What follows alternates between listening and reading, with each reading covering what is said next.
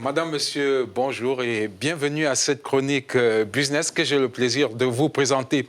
Eh bien, la logistique comprise comme la gestion de tous les flux physiques et les informations y afférentes dans le but de fournir les biens nécessaires à notre bien-être.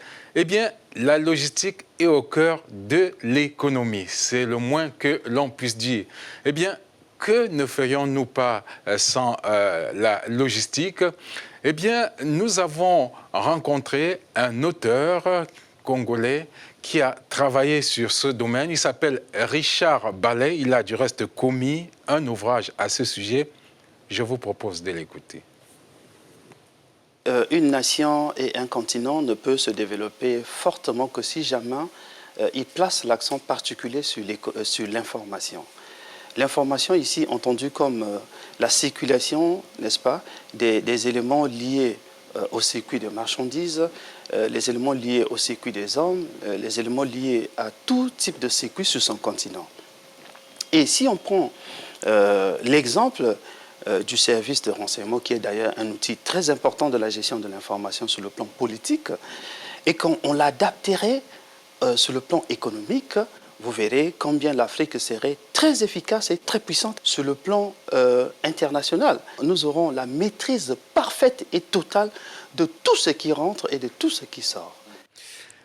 Eh bien, la logistique devra jouer un rôle essentiel dans l'avènement de la zone de libre-échange telle que récemment implémentée à Niamey au Niger. Donc, il est donc nécessaire de fluidifier les échanges des biens et rendre disponible l'information y afférente.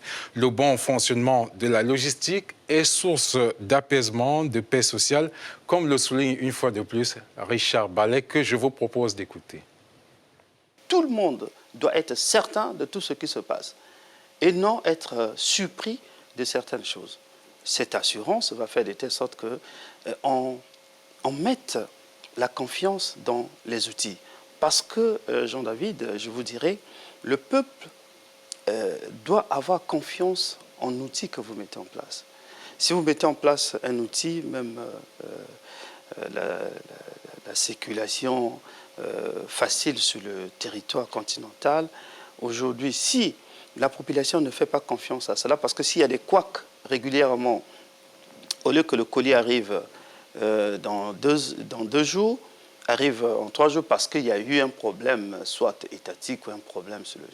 Vous voyez que la population ou le chargeur qui voulait bien entendu utiliser, exploiter cette voie, va avoir des doutes. Tout compte fait, la logistique est au cœur de la réussite économique des grandes nations. À cet égard, quelques réussites dans les multinationales, dans ce secteur précis, est riche d'enseignements. C'est le cas, par exemple, d'une multinationale comme DHL, comme le souligne ici M. Richard Ballet. DHL, il y a 3 personnes qui se sont mises ensemble. Ils ont commencé aux États-Unis aujourd'hui. Mais rassurez-vous, ce qui a fait le développement de DHL, c'est le respect du temps. L'absence, c'est-à-dire l'abattement ou l'assassinat de l'incertitude. Il s'est dit, moi, et vous verrez que pour gérer la certitude, il a dit, je préfère mettre les avions qui quittent, et ils ont des plateformes. Des plateformes pour desservir l'Afrique, pour desservir les États-Unis. Mais ce n'est pas une compagnie africaine, encore moins européenne, mais américaine. Mais vous voyez que depuis les États-Unis, ils ont 3 foyers. Et dans ces 3 foyers, ils savent que tel colis partirait de tel endroit. Et les gens préfèrent payer même cher pour que son colis arrive à temps. Parce qu'en logistique, le temps coûte excessivement cher. Voilà, ainsi s'achève cette chronique business. Merci de nous avoir écoutés. Si vous avez des remarques, eh bien, veuillez aller sur notre site internet www.africanews.com.